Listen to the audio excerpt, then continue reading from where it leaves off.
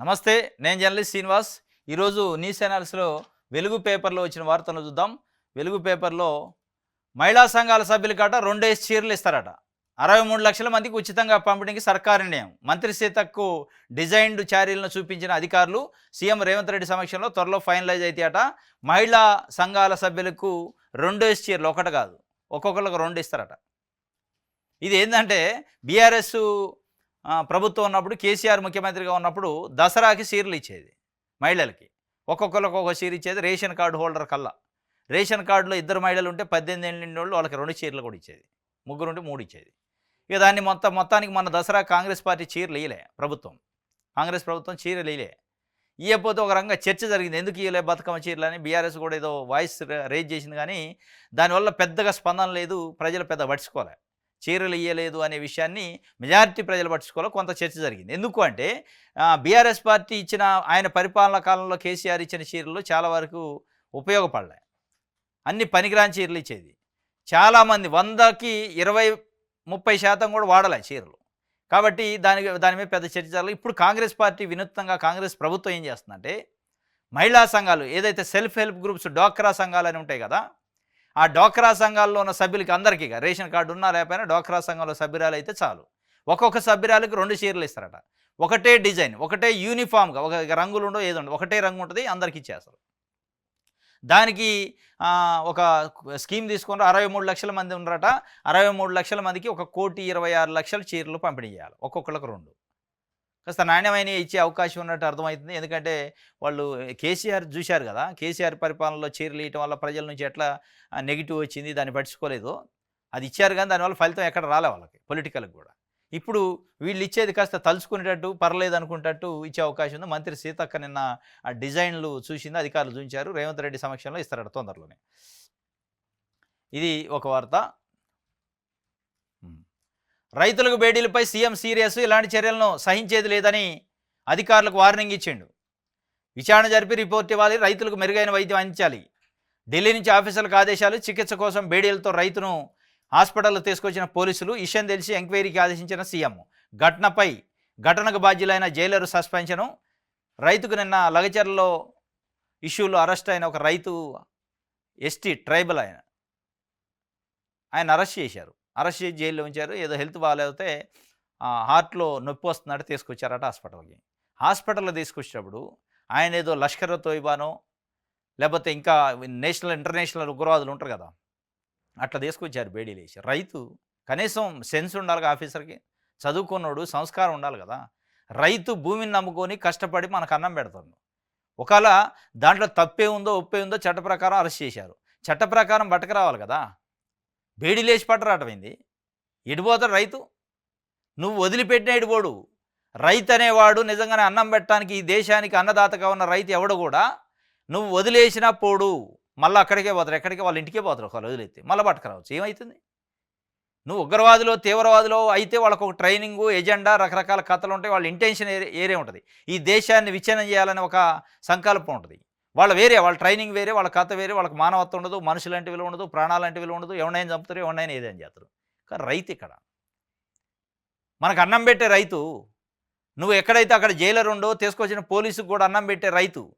ఈ రైతు పని చేయకపోతే వాడికి అన్నం రాదు కంచంలోకి.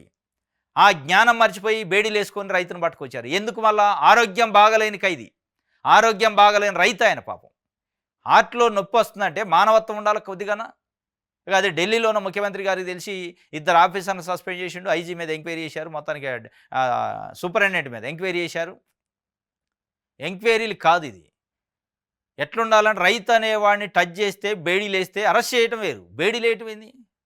బేడీలు అనేది వస్తే రైతుకి సస్పెండ్ కాదు, రిమూవల్ చేయాలి సర్వీస్ నుంచి. మరి దీని వెనకున్న, ఎందుకంటే కేసీఆర్ హయాంలో కూడా ఖమ్మంలో 7 మంది మహిళా రైతుల్ని బేడీలేసి పచ్చి బాలింతలను తీసిపోయారు జైలుకి. అయ్యాలి ఇదే కాంగ్రెస్ పార్టీ కాదు విమర్శించింది. ఇవాళ కనీసం సోయి ఉండాలిగా. మరి ఆ వాసనలు ఏమన్నా ఇంకా అధికారులకు పోలేదే అని తెలవట్లేదు. కానీ లేకపోతే ఆ బీఆర్ఎస్ దాంట్లో పనిచేసిన అధికారులు ఇంకేమన్నా వాసన పోక ఇది కేసీఆర్ పరిపాలన, బేడీలు వేసిన ఏం కాదు అనుకుని వేశారా తెలియదు. కానీ మొత్తానికైతే ముఖ్యమంత్రి రేవంత్ రెడ్డి చాలా సీరియస్గా, చాలా స్పాంటేనియస్గా రెస్పాండ్ అయ్యాడు. వెరీ స్పీడ్గా, చాలా ఫాస్ట్గా రెస్పాండ్ అయ్యి ఇమీడియట్ సస్పెండ్ అన్నాడు. లేదంటే వీళ్ళు ఆగరు. చాలా దారుణం. ముఖ్యమంత్రిగా అది అది ఉండాలి. ముఖ్యమంత్రిగా ఆ పెద్ద మనసు ఉండాలి, పెద్దరికం ఉండాలి. కేసీఆర్ కనీసం స్పందించలేదు తెలుసా? ఖమ్మంలో మహిళలకి, పచ్చి బాలింతలకి, పసి బిడ్డలతో ఉన్న వాళ్ళని జైలుకి పంపిస్తే గగ్గోలు పెట్టారు కార్మిక సంఘాలు, రైతు సంఘాలు, మహిళా సంఘాలు, పొలిటికల్ పార్టీలు.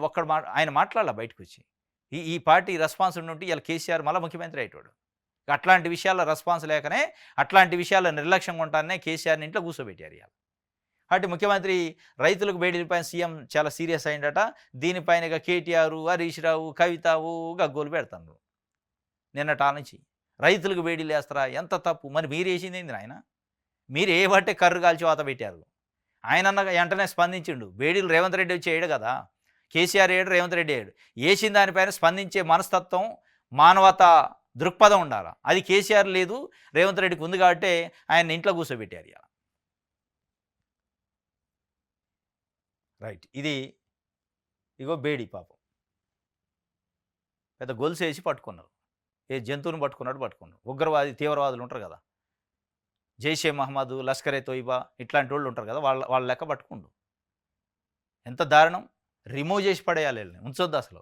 వీళ్ళు కాదు పాపం, చిన్న కానిస్టేబుల్ ఏం చేస్తారు, పై ఆఫీసర్ ఎవడైతుండో వాడికి సోయి ఉండాలో, చదువుకొని వచ్చిండా, నకిలీ పట్టాతో వచ్చిండా తెలవట్లేదు. కానీ ఇంత పెద్ద వ్యవస్థ జరుగుతుంటే, ఒకవైపు ప్రజాపాలన, ప్రజా విజయోత్సవాలని చెప్పుకుంటుంటే, ప్రజల పాలనలో రైతులు కూడా బేడ్లే అతడా, వాడికి సోయి ఉండొద్దు. అంటే ప్రభుత్వం విధానం ఏంది, ప్రభుత్వం వివి ఏంది అనేది అర్థం కావాలి కనీసం. జమిలీపై మరో అడుగట. 2 బిల్లులకు కేంద్ర కేబినెట్ ఆమోదం. ప్రస్తుతానికి లోక్సభ, అసెంబ్లీ ఎన్నికలకే పరిమితం. ఆర్థిక భారం తగ్గుతుందన్న బీజేపీ, ప్రజాస్వామ్య వ్యతిరేకమైన విపక్షాలు. కోయింద్ కమిటీ సిఫార్సులతో జమిలీ పైన ముందుకు పోతుందట.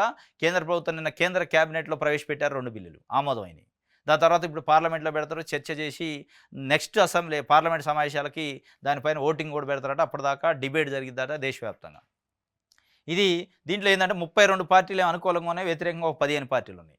దాదాపు జమిలీ ఎన్నికలకు సంబంధించి బిల్లు పాస్ అయ్యే అవకాశం ఉంది. ఎందుకంటే 32 పార్టీలు అనుకూలంగా ఉన్నాయి. అంటే ఎన్డీఏ కూటమిలో లేని పార్టీలు కూడా అనుకూలంగానే ఉన్నాయి. కొన్ని ఒక 15-16 పార్టీలు వ్యతిరేకంగా ఉన్నాయి. 47 పార్టీలలో ఇది జరుగుతున్న పరిస్థితి. దీని మీద ఇప్పుడు ఈ సెషన్లో ప్రవేశపెడతారట బిల్లు. దానిపై డిబేటు, చర్చ అంతా జరిగిన తర్వాత, ప్రజాభిప్రాయం అన్నీ చేసిన తర్వాత, జాయింట్ పార్లమెంటరీ కమిటీ కూడా దాని మీద కూర్చొని మాట్లాడిన తర్వాత నెక్స్ట్ పార్లమెంట్ సెషన్కి బిల్లు ఆమోదం చేసేటట్టు చేస్తారట. వన్స్ ఇది అయింది అంటే ఇటు తెలంగాణ, ఏపీకి సంబంధించి గవర్నమెంట్లో భౌతివ్యం చేంజ్ అయ్యే అవకాశం ఉంది. అక్కడ ఏపీలో 2029 వరకు మనకి అవకాశం ఉంది ఎన్నికలు గడువు. కానీ 2027లోనే పెట్టే అవకాశం ఉంది జమిలీ ఎన్నికలు పెడితే. ఇక్కడ 2028 వరకు ఉంది, 2028 నవంబర్ వరకు ఉంది. ఇక్కడ 27లో పెడితే 1 ఇయర్ 6 మంత్స్ తెలంగాణ గవర్నమెంట్ కూడా నష్టపోయే అవకాశం ఉంది. ఎందుకు 27లోనే పెడతారు అని అంటున్నాం అంటే, 2025లో కొన్ని అసెంబ్లీ ఎన్నికలు ఉన్నాయి, కొన్ని రాష్ట్రాలు. 26లో కొన్ని ఉన్నాయి, ఒక 5-6. 27లో కొన్ని ఉన్నాయి, 28, 29లో ఉన్నాయి. 28లో తెలంగాణ ఉంది, ఆ జాబితాలోనే. 29లో ఆంధ్రప్రదేశ్ ఉంది, ఒరిస్సా, ఇవన్నీ.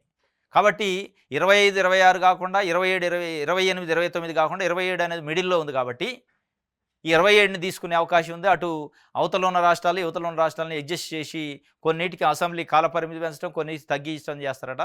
చేసి 27లో పెట్టే అవకాశం ఉంది. 27లో పెడితే చంద్రబాబు నాయుడు గారు 3 సంవత్సరాలే ఉంటాడు ముఖ్యమంత్రి, రేవంత్ రెడ్డి గారు 4 సంవత్సరాలు ఉంటాడు. వీళ్ళిద్దరికి తెలుగు రాష్ట్రాలకైతే కొంత నష్టం జరిగే అవకాశం ఉంది. ఇది ఒక వార్త అయితే. ఇంకోటి, ఫార్ములా ఈ కార్ రేసింగ్లో కేటీఆర్పై కేసు గవర్నర్ అనుమతి ఇచ్చిండట.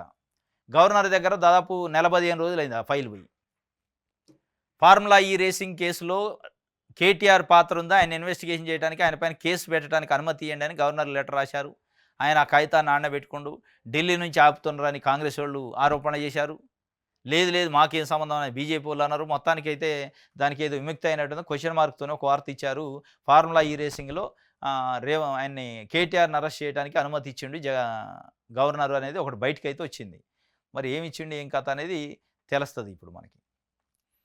ఇది ఒక వార్త.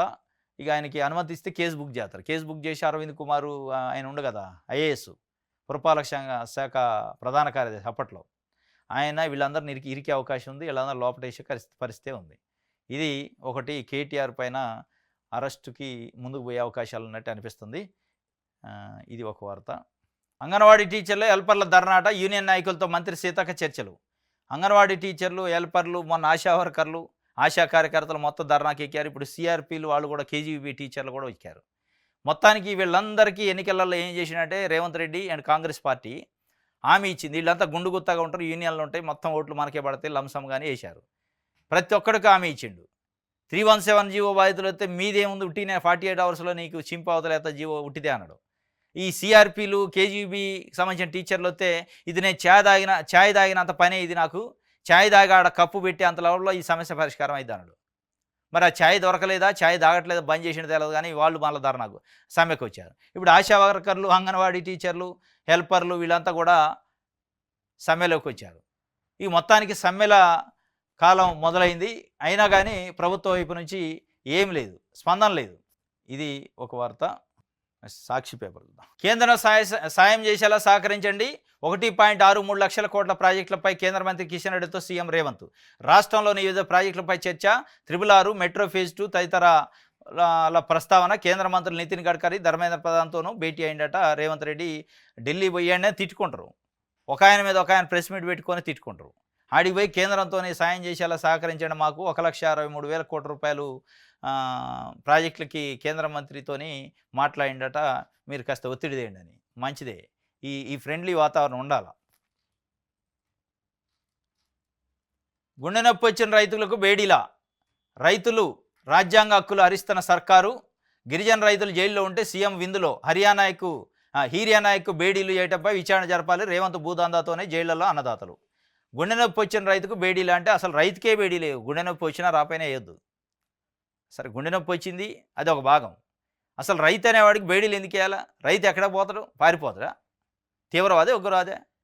మీరు వేసారు నాయన. మీరు ఇలా పోస్టర్ పట్టుకొని అట్లా చూపిస్తున్నావు. నువ్వు ఖమ్మంలో పచ్చి బాలింతలకు బేడీలు వేసారు. మీరు బేడీలు వేసి జైలు పెట్టలే, మళ్ళీ మీరు మాట్లాడతారు. మీకు మాట్లాడే అర్హత ఉందా? ఎంతమందిని బేడీలు వేశారు? ఎంతమంది మీ సిరిసిల్లలో ఇసుక దందాకు అడ్డం వచ్చిన వాళ్ళని తీసిపోయి లోపటైలే బేడీలేసి? మీరు మళ్ళీ రైతులకు బేడీలేతరా అని ఇవాళ అడుగుతుంటే నవ్వు వస్తుంది.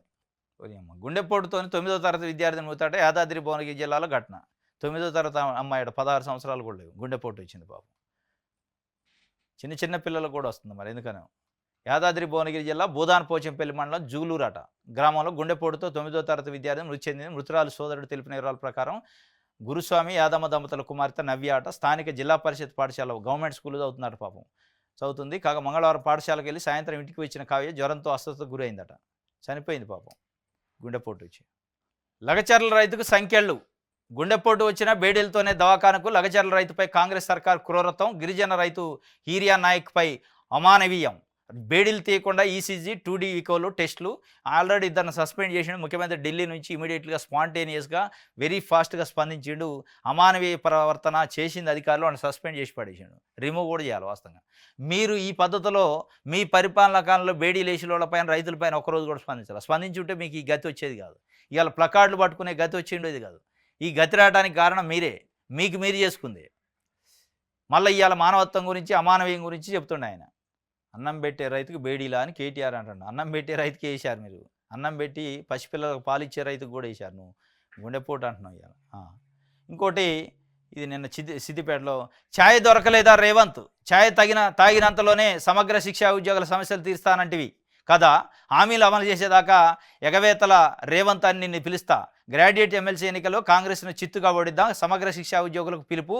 అసెంబ్లీ సమావేశాల్లో వారి తరఫున పోరాటం చేస్తారట హరీష్ రావు. ఛాయ్ తాగేంత లోపులోనే పరిష్కారం అయితే అంటివి కదా సమగ్ర శిక్షా అభియాన్ ఉద్యోగులు సంబంధించి సమస్యలు. మరి నీకు ఛాయ్ దొరకట్లేదా, ఛాయ్ బంద్ చేసినావా అని హరీష్ రావు నేను సిద్దిపేటలో వాళ్ళ యొక్క ధర్నా సమ్మెలో పాల్గొని వాళ్ళకి రిలే నిరాదీక్షకి సంఘీభావం తెలిపి మాట్లాడండి. ఈయన ఏమంటుండే, మళ్ళా గ్రాడ్యుయేట్ ఎమ్మెల్సీ ఎన్నికల్లో కాంగ్రెస్ని చిత్తుగా ఓడిద్దాం అంటుండే. అది అసలు కథ. నువ్వు పోయి సంఘీభావం తెలపడానికి నీ సింపతి అంత ఏంది? రేపు ఎమ్మెల్సీ ఎన్నికల్లోనే వీళ్ళందరూ కోట్లు ఉంటాయి అన్నట్టు. చిత్తుగా ఓడిద్దాం అంటాడు. అది ఎందుకు చెప్పాలి? వాళ్ళు ఉన్న బాధ ఏంది, వాళ్ళు చేస్తున్న సమ్మె ఏంది, మీరు చేసే రాజకీయం ఏంది? ఇప్పుడు మీరు 10 ఏళ్లలో పెంచలేదు. కాంగ్రెస్ పార్టీ అధికారంలోకి వస్తే మేము పెంచుతున్నా అన్నది 18,000 రూపాయలు జీతం ఏదో చేసింది వాళ్ళకి, అంగన్వాడీలకి, ఆశా వర్కర్లు. వీళ్ళకి కొన్ని హామీలు ఇచ్చారు, మినిమం టైం స్కేల్ పెడతాం, ఇట్లా రెగ్యులర్ చేస్తామని. వాళ్ళు దానిపైన పోరాటం చేస్తున్నారు. ఈయన పోయి ఛాయ్ దొరకలేదు అన్నాడు. బాగానే ఉంది, అంతవరకు బాగానే ఉంది. గ్రాడ్యుయేట్ ఎమ్మెల్సీలో కాంగ్రెస్ని పతనం చేద్దాం అంటుండు. అంటే వాళ్ళ సమస్య పరిష్కారం చేయడానికే మూడు వేయడానికి పోయారు మీరు. నాకు తెలిసి పీట వేయడానికే పోయారు. ఇప్పుడు గ్రాడ్యుయేట్ ఎమ్మెల్సీ ఎన్నికలలో కాంగ్రెస్ పార్టీని చిత్తుగా ఓడిద్దామంటే ఎవడన్నా ప్రభుత్వం స్పందిస్తుందా, పరిష్కరిస్తుందా సమస్యని? పరిష్కారం చేయదు. వాళ్ళకి కావాల్సింది అది. ఇవాళ బీఆర్ఎస్ పార్టీకి కావాల్సింది ఏంది? సమస్య అట్లే ఉండాలి, వాళ్ళు మాకు ఓట్లు వేయాలి. సమస్య పరిష్కారం కావాలని నిజంగానే ఉంటే వాళ్ళపైన సింపతి ఉంటే ఆడికి పోయి నువ్వు గ్రాడ్యుయేట్ ఎమ్మెల్సీ ఎన్నికల గురించి మాట్లాడిన వెంటనే దాని అర్థం ఇది దాదాపు 10వ తారీఖు నుంచి ఏమో సమగ్ర శిక్షా అభియానం, కేజీబీ సంబంధించి టీచర్సు, సిఆర్పీలు వీళ్ళంతా దాదాపు 19,000 మంది అయ్యాం. రిలే నిరాదీక్షలు చేస్తున్నారు, సమ్మెలో కూర్చున్నారు. ప్రభుత్వం ఒకసారి చర్చలకు కూడా పిలిచినట్టుంది. అసలు ఏమైంది దీనికి సంబంధించి? ఈ సమగ్ర శిక్షా అభియానికి సంబంధించి state general secretary Jhansi Soujanya గారిని అడిగి మాట్లాడదాం. ఆమెతో అసలు ఏంది సమస్య అనేది. Hello, good morning madam. Jhansi Soujanya గారండి? అవునండి. నేను జర్నలిస్ట్ శ్రీనివాస్ అండి, ఈహా టీవీ నుంచి. మీరు లైవ్లో ఉన్నారు ఇప్పుడు.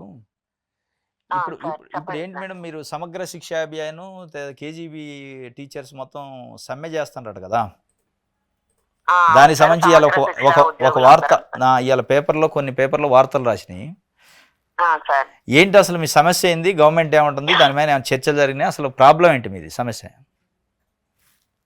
అంటే మేము సమగ్ర శిక్ష ఉద్యోగులందరం కూడా 16-17 సంవత్సరాల నుంచి దీనిలో పనిచేస్తున్నాం సార్. కేజీబీవీలు, డిపిఓ స్టాఫ్, ఎంఆర్సీ స్టాఫ్ అంతా కూడా అన్ని ప్రభుత్వాలు కూడా మమ్మల్ని రెగ్యులర్ చేస్తాము, పర్మనెంట్ చేస్తాము, మనకి బేసిక్ ఎంటీఎస్ ఇప్పిస్తామని చెప్పేసి అంటున్నారు. మినిమం బేసిక్ ఇంతవరకు అది నెరవేరలేదు సార్. గత ప్రభుత్వాలు కూడా అలాగే అన్నాయి, నెరవేర్చలేదు. అందుకని అసెంబ్లీ ఎలక్షన్స్ ముందు మనము నిరవధిక దీక్షలు చేయటం జరిగింది సార్. అప్పుడు హన్మకొండ వచ్చినప్పుడు మన ఇప్పుడు ఉన్నటువంటి ప్రీతం ముఖ్యమంత్రి రేవంత్ రెడ్డి గారు అప్పుడు పిసిసి చీఫ్ గా ఉన్నప్పుడు మాకు వాగ్దానం చేశారు సార్. అంటే ఈ గవర్నమెంట్ ఫామ్ అయినటువంటి 100 రోజుల్లోనే మీ లీడర్ని సచివాలయానికి పిలిచి మాట్లాడతాము, ప్రభుత్వం తెలుసుకుంటే టీ దాకా వచ్చినంత సులువు మీ సమస్యను పరిష్కరించడము, మేము వచ్చినప్పుడు ఖచ్చితంగా మీకు న్యాయం చేస్తాము, రెగ్యులర్ చేస్తామని చెప్పేసి మాకు హామీ ఇచ్చారు సార్. కానీ హామీ ఇచ్చి ఇప్పుడు సార్ వచ్చి సంవత్సరం గడిచిపోతుంది గవర్నమెంట్ వచ్చి, కానీ ఎటువంటి స్పందన లేదు సార్ మా సమస్యల మీద. ఇప్పుడు మా సమస్యల గురించి మేము చాలా సార్లు ఎంపీలు ఎమ్మెల్యేలను కలిసి కూడా లెటర్ ఇచ్చాం సార్. ప్రజా దర్బార్ లో కూడా ఇచ్చాం సార్. మేము అసెంబ్లీ సమావేశాలు జరిగినప్పుడు అసెంబ్లీ ముట్టడి కూడా చేశాం సార్. జిల్లా లెవెల్లో ర్యాలీలు కూడా తీసాము. ఎన్ని కార్యక్రమాలు చేసినా గవర్నమెంట్ దృష్టికి ఎంత తీసుకపోయినా ప్రభుత్వం స్పందించట్లేదు సార్. అందుకని మేము ఏం చేసామంటే లాస్ట్ మంత్ 16న ఇందిరా పార్క్ దగ్గర మహాధర్నా పెట్టాం సార్. ఇక ధర్నా అయిపోయిన తెల్లారే అధికారులకి మేము సమ్మె నోటీస్ ఇచ్చాం సార్. అంటే మీరు మా సమస్యలు 15 రోజుల్లో పరిష్కరించుకుంటే 15 రోజుల తర్వాత మేము సమ్మెకి వెళ్తామని చెప్పేసి మేము అధికారులకి నోటీస్ ఇచ్చాం సార్. 15 రోజులు గడిచిన తర్వాత కూడా గవర్నమెంట్ నుంచి ఎటువంటి స్పందన లేదు సార్. అందుకని ఫస్ట్ రిలే దీక్షలతో స్టార్ట్ చేశాం సార్. ఈ నెల 6వ తారీఖు నుంచి డిసెంబర్ 4 రోజులు రిలే దీక్షలు చేసిన తర్వాత 10వ తారీఖు నుంచి సమ్మెకి వెళ్తామని ప్రకటన చేశాం సార్. మేము 10వ తారీఖు నుంచి సమ్మెకి అనగానే అంటే అది పేపర్లలో వచ్చింది, కస్తూర్బాలలో ఆగిపోనున్నటువంటి బోధన అన్ని ఫస్ట్ ఉపాధ్యాయుల వరకు టీచర్ల అందరం బయటకు వెళ్తున్నామని చెప్పేసి దాన్ని పట్టుకొని మాకు అంటే అధికారుల నుంచి పిలుపు వచ్చింది సార్ చర్చలకు రమ్మని. ఒక్క రోజు మీది ముందుకు జరిపి మీ సమ్మెని ముందుకు రమ్మని చెప్పేసి చర్చలకి రమ్మని మాకు పిలుపు వచ్చింది సార్. మేము చర్చలకు వెళ్ళాం సార్. చాలా సుదీర్ఘంగా 3 గంటల పాటు మా ఎస్పీడీ గారు చాలా ఓపికగా మా సమస్యలన్నీ విన్నారు సార్. ఇంతవరకు ఎవరు మాకు అలాంటి అవకాశం ఇవ్వలేదు.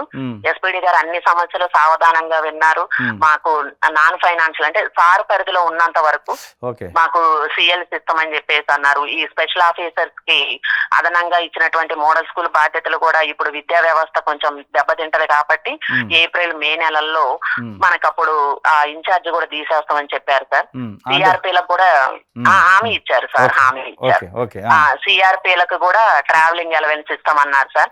పీటీఐలకు అంటే మీకు ప్రధానమైన demand MTS minimum time scale, minimum time scale అది ప్రధానం. టైం స్కేల్ అది ప్రధానం. ఎంతమంది ఉన్నారు మేడం మొత్తం? మీరు 19,000 మంది కేజీబీ, మీరు కలిసి 19,360 మంది వరకు ఉంటాం సార్. ఓకే.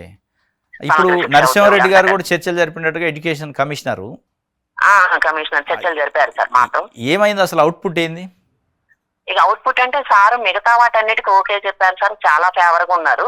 కాకపోతే ఇక లాస్ట్ మా ప్రధానమైన డిమాండ్ ఏదైతే ఉందో మినిమం టైం స్కేల్ ఎంటీఎస్ అనేది, ఎంటీఎస్ మినిమం బేసిక్ పే ఏదైతే ఉందో ఆ విషయం దగ్గరకు వచ్చేసరికి సార్ ఏమన్నారంటే మిగతా రాష్ట్రాల్లో ఎక్కడ అమలు అవుతుంది, మీరు ప్రొసీడింగ్ తీసుకొచ్చా, నేను 15 రోజుల్లో నేను ఫైల్ పెడతాను, ఒక 1 month తర్వాత నేను ప్రభుత్వాన్ని అంటే సీఎం గారిని మీకు కల్పిస్తానని చెప్పేసి అన్నారు సార్. Okay okay. అంటే ఇక్కడ ప్రధానమైన సమస్య ఏంటంటే పిసిసి అధ్యక్షుడిగా ఉన్నప్పుడు వరంగల్లో మీరు గెలిచారు.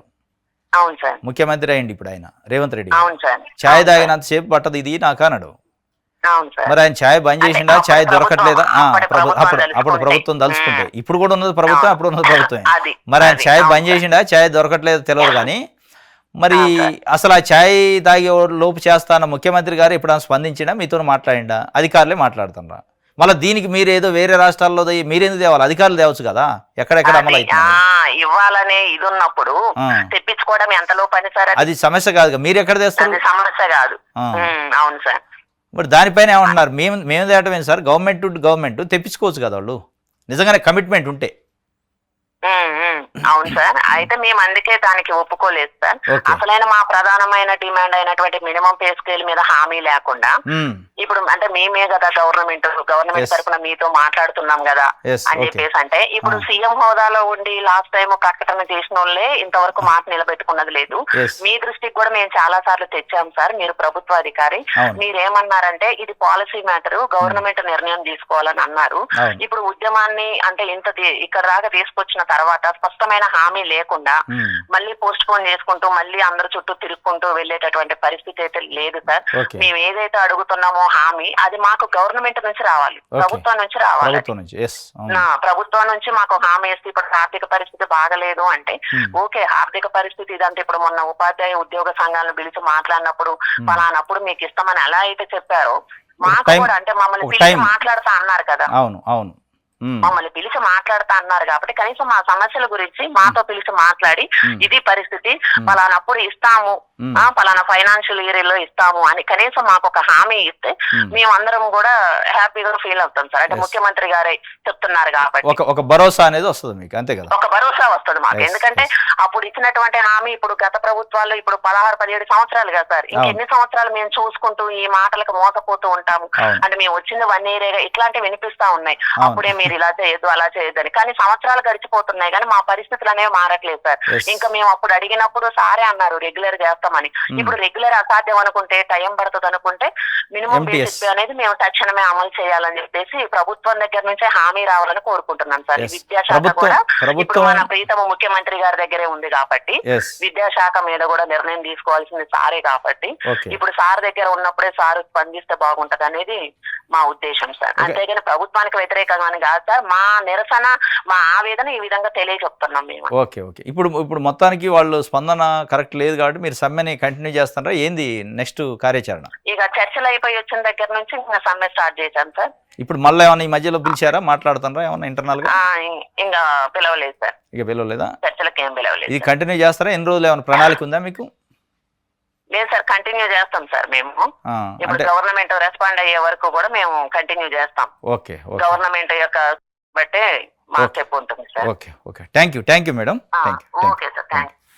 ఇది వాళ్ళు మాట్లాడుతున్న పరిస్థితి. యూనియన్ ఛాయ్ తాగే లోపే నేను పరిష్కారం చేస్తున్నాడు, ఆయనకి ఛాయ్ దొరకట్లేదా, ఛాయ్ బంద్ చేసినా ఏం కానీ అది పరిష్కారం చేసే కమిట్మెంట్ ఉంటే ఆఫీసర్ ఒక ఆయన పిలిచి మాట్లాడుతుంటారు. వేరే రాష్ట్రాల్లో ఎక్కడ అమలు అవుతుందో మీరు ఆ కాగితాలు పట్టరండి, జీవోలో ఈ ప్రొసీడింగ్స్ ఉంటే నేను చేస్తాను. ఎవరు పట్టరావాలా? అన్ని స్కీములకి ఎట్లే చేస్తానరా? వేరే ఇప్పుడు అంబేద్కర్ విగ్రహం పెట్టాలంటనో, లేదా రైతు బంధు అమలు చేయాలంటనో, లేదా మూసీ ప్రక్షాళన చేయాలంటో వేరే దేశాలకు పంపించారు కమిటీలని. కోట్లు ఖర్చు పెట్టి కమిటీలను పంపించారు, మంత్రుల్ని అధికారులను పంపించారు, మూసీ ప్రక్షాళన గురించి ఎక్కడికెక్కడికో పంపారు. దీనికి పంపితే ఏమైంది? 4 ఆఫీసర్లని వేరే రాష్ట్రాలకు పంపండి, ఎడ్యుకేషన్ డిపార్ట్మెంట్తో మాట్లాడరమ్మానండి, ఎక్కడెక్కడ ఎట్లా అమలు అవుతుందో చెప్పి తీసుకురావచ్చు కదా వాళ్ళు. అధికారి గవర్నమెంట్ టు గవర్నమెంట్ పోతే అక్కడ ఉన్న కాగితం బయటకు వద్దు, కానీ వీళ్ళకి ఎవరు తెలుసు అక్కడ ఎవరు తేవాలా? కనీసం ఉండాలిగా అధికారులు కూడా.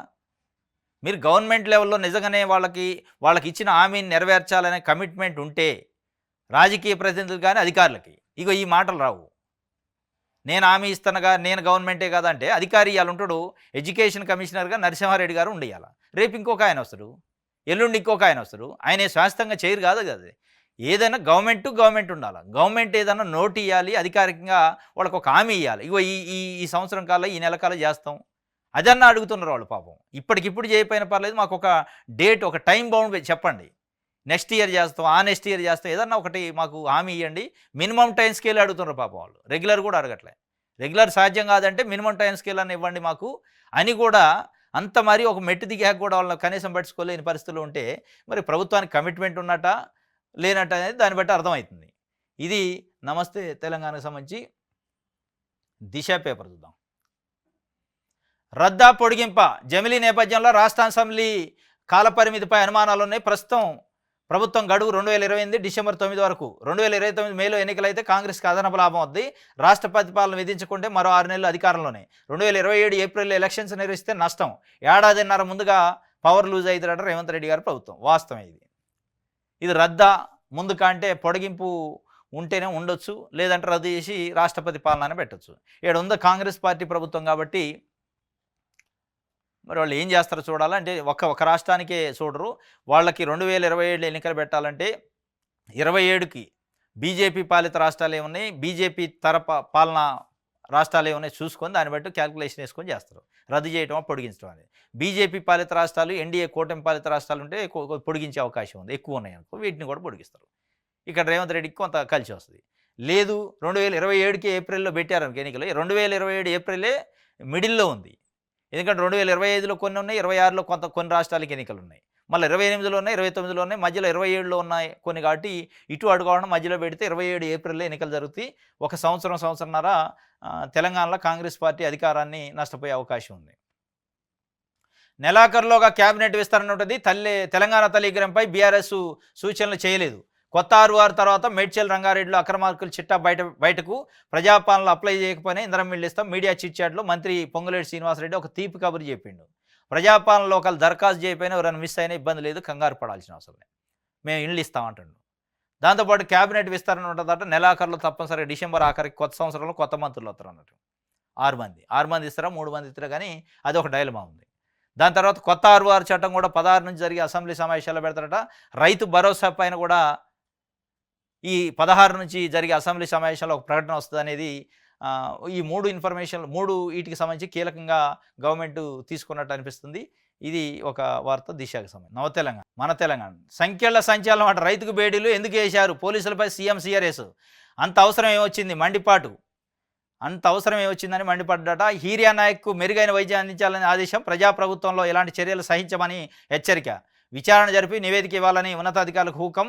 ఊటిన సంగారెడ్డికి వెళ్లిన ఐజీ సత్యనారాయణ కుట్ర కోణం ఉందా అనే కోణంలో ఆరా. సంగారెడ్డి జైలు సూపరింటెండెంట్పై అనేక అనుమానాలు ఉన్నాయట. మరి బీఆర్ఎస్ వాళ్ళు ఏమైనా చేయించారా ఏందని అనుమానాలు ఉన్నాయి, కానీ సంఖ్యలు వేశారట. సంఖ్యల సంచలనం ఎందుకు వేశారు, అసలు అంత అవసరం ఏమొచ్చిందని కూడా మండిపడ్డాడు. సరే, ఆయన మండిపడ్డాడు. ప్రజాపాలన, ప్రజాప్రభుత్వంలో ఇలాంటి చర్యలు సహించమంటున్నారు. మంచిదే, స్పాంటేనియస్గా స్పీడ్గా స్పందించిండు, దాన్ని ఖండించిండు ముఖ్యమంత్రిగా. ఢిల్లీలో ఉండి కూడా ఆదేశాలు జారీ చేసిండు, సస్పెండ్ కూడా చేసిండు. దీనికంటే ముఖ్యమైనదంటే అసలు లగచర్లలో రైతులను అరెస్ట్ చేయాల్సిన అవసరమే వచ్చింది. లగచర్ల ఇష్యూ జరిగి దాదాపు నెలగా వస్తుంది, నియర్లీ నెల రోజుల నుంచి రైతులు జైల్లో ఉంచాల్సిన అవసరం ఏముంది? మరి ప్రజాప్రభుత్వం కదా. వాళ్ళు సరే ఎమోషనల్గా కలెక్టర్ పైన దాడి చేశారు, దాడి జరిగింది, కొంతమంది ఉన్నారు, లేని వాళ్ళు కూడా పెట్టారు. అది ఏం జరిగింది, ప్రొవొకేషన్. కలెక్టర్ బయటకు వచ్చి నా పైన దాడే జరగలేదన్నాడు. దాడే జరగలేదని కలెక్టర్ గారే చెప్పిన తర్వాత మరి నెల రోజుల నుంచి దాదాపు 20 రోజుల పైన నుంచి జైల్లో ఎందుకున్నాడు హీరియా నాయక్?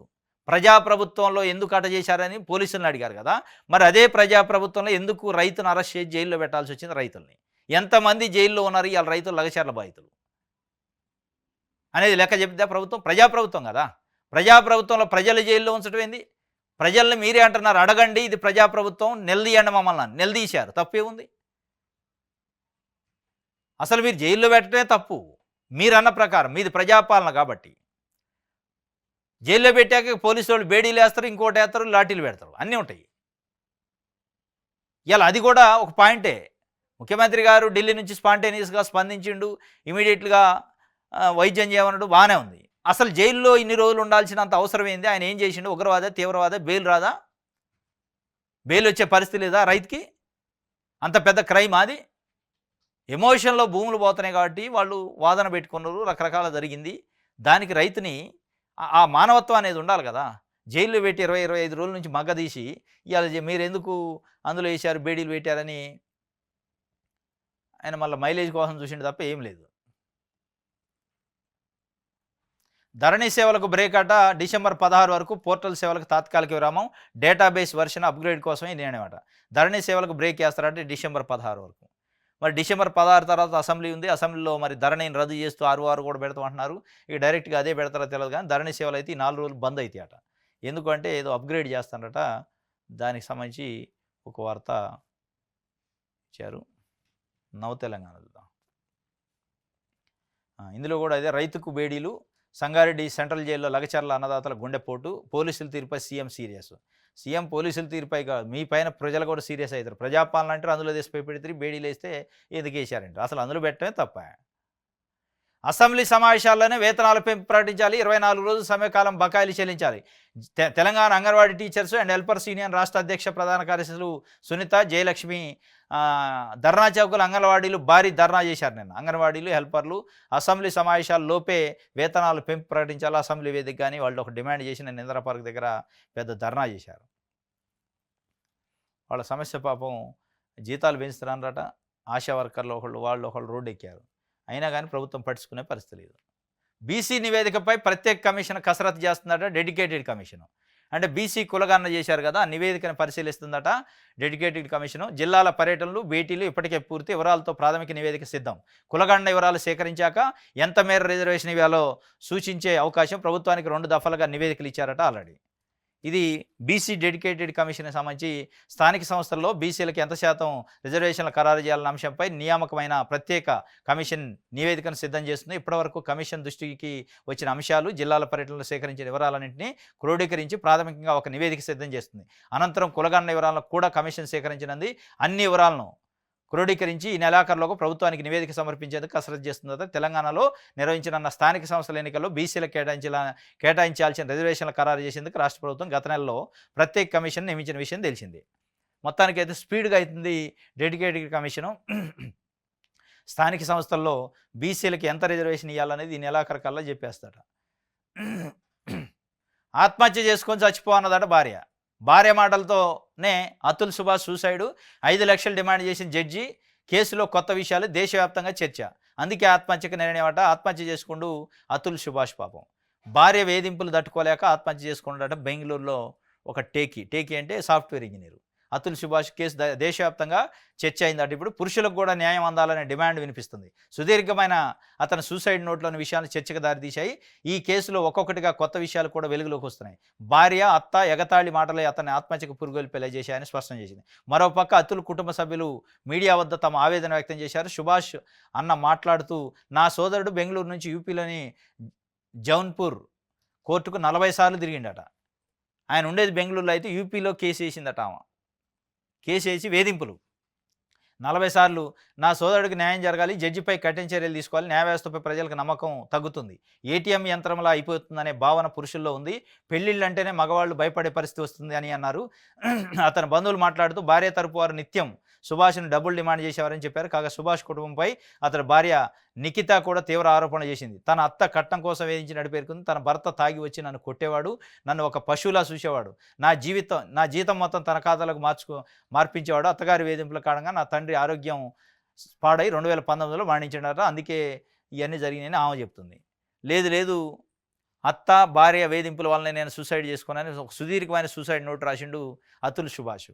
అది ఇవాళ దేశవ్యాప్తంగా చర్చ అవుతుంది. జ్యుడిషియరీలో కూడా అంటే చట్టాలే మారవాలి అంటే మహిళలకు రక్షణగా చట్టాలు తీస్తే వాటిని రక్షణకు కాకుండా బ్లాక్మెయిల్కి వాడుకుంటున్నారట చాలామంది. వరకట్న వేధింపులు చేసిండని రకరకాలుగా కేసులు పెట్టి, అంటే లేకుండా కూడా వేధింపులు లేకుండా కూడా ఇట్లా బెదిరింపుల కోసం, బ్లాక్మెయిల్ కోసం, డబ్బులు గుంజటం కోసం వేధిస్తున్నారట. ఇక దాంట్లో భాగంగా ఆయన రాసిన సూసైడ్ నోటు. దీనిపైన ఇప్పుడు చర్చ దేశవ్యాప్తంగా జరుగుతుంది. అసలు చట్టాలను మారవాలి అంటే పురుషులకు కూడా కొంత రక్షణ ఉండాలి. పెళ్ళి అంటే భయపడే పరిస్థితికి వచ్చిందట. పెళ్ళి అంటే భయపడే పరిస్థితికి ఎందుకు వచ్చింది? చట్టాలు అట్టున్నాయి. మహిళలు ఎప్పుడు ఏం కేసు పెడతారో, ఎట్లా వేధిస్తారో తెలియదు, అసలు చేసుకోకుంటే పొద్ది అనే ఒక సిచ్యువేషన్ క్రియేట్ అవుతుంది. ఇది కరెక్ట్ కాదు సమాజానికి అనే ఒక వాతావరణం చర్చ జరుగుతుంది. దీనిపైన ఇప్పుడు సుప్రీంకోర్టు, పార్లమెంట్ స్థాయిలో కూడా చర్చ జరిగే అవకాశం ఉంది. చట్టాలు మార్చాల్సిన అవకాశం ఉంది. అంటే బ్లాక్ మెయిలింగ్కి బెదిరింపులకు పెట్టిన కేసులు ఏంది, అసలు కేసులు ఏందని చూసుకొని రిజిస్టర్ చేసి వేధించాలి. 40 సార్లు కోర్టుకు పోయిండట. ఎక్కడో యూపీలో కేసు వేస్తే వాళ్ళు, ఈయన ఉండేది బెంగళూరు అయితే 40 సార్లు పోయిండట. 40 సార్లు వాయిదాలు వేసి చివరికి ఏమి ఇచ్చిండు, ఆమె 2 కోట్ల కోటి రూపాయలు నాకు డబ్బులు ఇస్తేనే కేసు డ్రాప్ చేసుకుంటా అన్నదట. జడ్జి ముందే డైరెక్ట్. ఎక్కడి నుంచి వస్తాయి కోట్లు? ఇది అంటే కోట్ల కోసమే ఆమె వేసినట్టుంది కేసు. దీనికి సంబంధించి ఆంధ్రజ్యోతి 666కు అనుమతులు ఇవ్వండి, భూసేకరణ దాదాపు పూర్తి, అనుమతులు ఇస్తే వేగంగా పనులు, హైదరాబాద్ శ్రీశైలం రహదారికి అడ్డంకులొద్దు, విజయవాడ హైవే విస్తరణ డిపిఆర్ను ఆమోదించండి, కేంద్ర మంత్రి నితిన్ గడ్కరీకి సీఎం రేవంత్ రెడ్డి అప్పీల్ చేసిండు, 666కు అనుమతులు ఇవ్వండి అని కేంద్రానికి కోరుతుండు. మరి కేంద్రం ఏం చేస్తుందో చూడాలి. బయ్యారం కోసం ఉద్యమిస్తుందట కవిత గారు, కేంద్రంపై ఒత్తిడి చేస్తాం, సాధ్యం కాదని కిషన్ రెడ్డి చెప్పడం అన్యాయం, బీజేపీ ఎంపీల వైఖరి దారుణం, రాష్ట్ర ప్రభుత్వం అశ్రద్ధ, అది విభజన హామీ అమలు చేయాల్సిందే అని ఎమ్మెల్సీ కవిత బయ్యారం ఉక్కు తెలంగాణ హక్కు అని ఉద్యమం చేస్తాట. ఇటు బయ్యారం హక్కు ఉక్కు తెలంగాణ హక్కే. రాజకీయ పార్టీలు ఎట్టున్నాయంటే ఆ హక్కుని అవసరానికి వాడుకుంటున్నాయి. వాళ్ళకి అవసరం వచ్చినప్పుడల్లా, ప్రతిపక్షంలో ఉన్నప్పుడల్లా బయ్యారం ఉక్కు తెలంగాణ హక్కు అంటారు. అధికారం వస్తే మర్చిపోతారు. అది కాంగ్రెస్ కావచ్చు, బీఆర్ఎస్ కావచ్చు, బీజేపీ కావచ్చు. మరి ఎందుకు చేయలే మీరు 10 ఏళ్ళు ఉద్యమం? బయ్యారం ఉక్కు తెలంగాణ హక్కు అన్నప్పుడు 10 ఏళ్ళు అధికారంలో ఏ రోజన్నా ప్రధానమంత్రిని ముందు గౌరవ చేశారా? మీరు ఎంపీగా కూడా ఉన్నారు, తర్వాత ఎమ్మెల్సీ అయ్యారు. మీ పార్టీ 2 సార్లు అధికారంలో ఉంది, ఢిల్లీని శాసించే స్థాయిలో ఉన్నాం మేము, మెడలు ఉంచుతూ అన్నారు. ఒక్కరోజు కూడా మెడలు ఉంచలేదుగా. ఇవాళ అవసరం, ప్రతిపక్షంలో ఏదో ఒక ఉద్యమం కావాలి కాబట్టి బయ్యారం ఉక్కు తెలంగాణ హక్కు అంటున్నారు. తెలంగాణ హక్కే చేయాల, కానీ ఎప్పుడు సందర్భాన్ని బట్టి మీకు అవసరం ఇచ్చినప్పుడు ఆ హక్కును వాడుకుంటున్నారు. అది హక్కు కావాలని ఎవడుకులేదు. ఇది ఆంధ్రప్రభకు సంబంధించి. ఇది ఈరోజు న్యూస్ అనాలిసిస్. రేపు తాజా వార్తలతో తిరిగి కలుసుకుందాం. Thank you.